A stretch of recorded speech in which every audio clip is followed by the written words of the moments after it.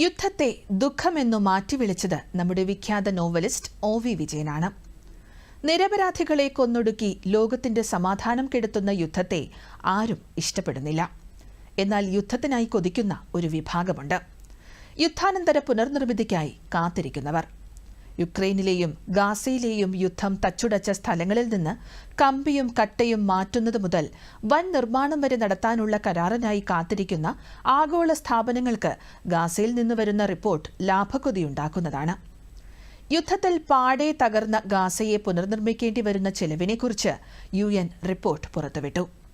യുദ്ധം അവസാനിച്ചാൽ അവശിഷ്ടങ്ങൾ മാറ്റാൻ മാത്രം 15 വർഷം വേണ്ടിവരുമെന്നാണ് റിപ്പോർട്ടിൽ പറയുന്നത്. ഗാസയിലെ യഥാർത്ഥ മരണസംഖ്യ 1,86,000 കടന്നേക്കുമെന്നാണ് ബ്രിട്ടൻ ആസ്ഥാനമായുള്ള പ്രമുഖ മെഡിക്കൽ ജേർണലായ ദ ലാൻസെറ്റിന്റെ പഠനം. അതിനിടെ പലസ്തീനിലെ ഇസ്രായേൽ കുടിയേറ്റം നിയമവിരുദ്ധമെന്ന് രാജ്യാന്തര കോടതി.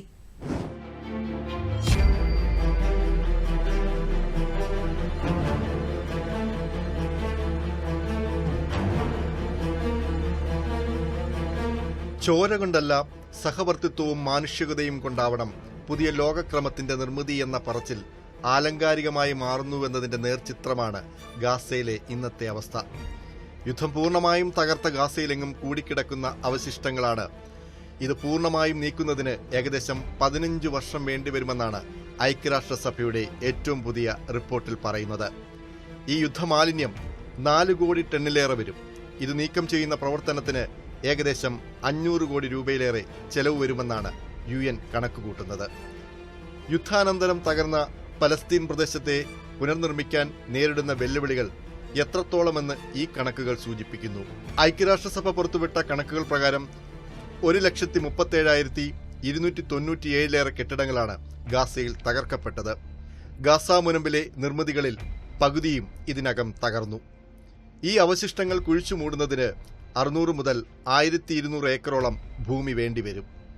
പുനരുപയോഗം ചെയ്യാൻ കഴിയുന്നവ അവശിഷ്ടങ്ങളിൽ നിന്നും വേർതിരിച്ചെടുത്ത ശേഷം മാത്രമേ എത്രത്തോളം സ്ഥലം വേണ്ടിവരുമെന്ന് തീർച്ചപ്പെടുത്താൻ കഴിയൂ. UN ഡെവലപ്മെന്റ് പ്രോഗ്രാമിന്റെ യോഗം കണക്കാക്കിയത് അനുസരിച്ച് ഗാസയിൽ തകർന്ന പാർപ്പിടങ്ങൾക്ക് പകരം നിർമ്മിക്കാൻ 4500 കോടിയോളം രൂപ ചെലവ് വരും. ഇസ്രയേൽ കനത്ത ആക്രമണം നടത്തുന്ന സാഹചര്യത്തിൽ നാശനഷ്ടങ്ങളുടെ കണക്കുകൾ ഇനിയും വ്യത്യാസപ്പെട്ടേക്കാം. പുനർനിർമ്മാണത്തിന് ഏറ്റവും കുറഞ്ഞത് 15 വർഷമെങ്കിലും സമയമെടുക്കുമെന്നാണ് ഐക്യരാഷ്ട്രസഭയുടെ അനുമാനം. അവസാനിക്കാത്ത ആക്രമണങ്ങൾ കൊണ്ട് ഗാസയുടെ ഭൂപ്രകൃതി തന്നെ വ്യത്യാസപ്പെട്ടിരിക്കുന്നു. നിരന്ന പ്രദേശങ്ങളിലെല്ലാം കെട്ടിടാവശിഷ്ടങ്ങളും മറ്റും കുമിഞ്ഞുകൂടി കുന്നുകൾ രൂപപ്പെട്ടിരിക്കുന്നു. വിദ്യാഭ്യാസ സ്ഥാപനങ്ങൾ, ആശുപത്രികൾ, റോഡുകൾ, അഴുക്കുചാലുകൾ തുടങ്ങി നിർണായക അടിസ്ഥാന സൗകര്യങ്ങൾക്കെല്ലാം വലിയ നാശനഷ്ടങ്ങൾ നേരിട്ടുണ്ട്.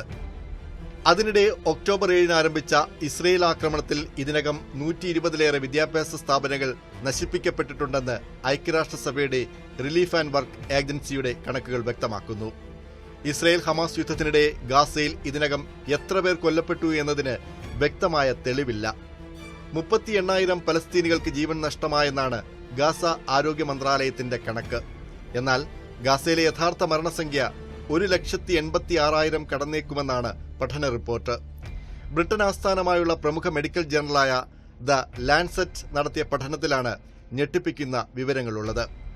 ആക്രമണത്തിൽ കൊല്ലപ്പെട്ടവരുടെ എണ്ണത്തിന്റെ 15 ഇരട്ടിയോളം പേർ യുദ്ധത്തിന്റെ അനന്തരഫലമായി മരിച്ചിട്ടുണ്ടെന്നാണ് പഠന റിപ്പോർട്ടിൽ പറയുന്നത്. കൺസർവേറ്റീവ് എസ്റ്റിമേറ്റ് എന്ന പഠന രീതിയിലാണ് മരണസംഖ്യ കണക്കാക്കിയത്. ഇതനുസരിച്ച് ഒരാൾ കൊല്ലപ്പെടുമ്പോൾ മറ്റു 4 പേർ പരോക്ഷമായി മരിക്കുന്നുവെന്നാണ് നിഗമനം. ഇതനുസരിച്ച് ഗാസയിലെ 23 ലക്ഷം ജനസംഖ്യയിൽ നിന്നും ഇതുവരെ 8% പേർ കൊല്ലപ്പെട്ടിട്ടുണ്ടാകാം. 2011-നും 2021-നും ഇടയിൽ എത്യോപ്യയിലെ ആഭ്യന്തര യുദ്ധത്തിൽ 6 ലക്ഷം പേർ കൊല്ലപ്പെട്ടതിനു ശേഷം നൂറ്റാണ്ടിലെ ഏറ്റവും വലിയ 2ാമത്തെ നരഹത്യയാണ് ഗാസ മുനമ്പിലേതെന്നും റിപ്പോർട്ടിൽ പറയുന്നു.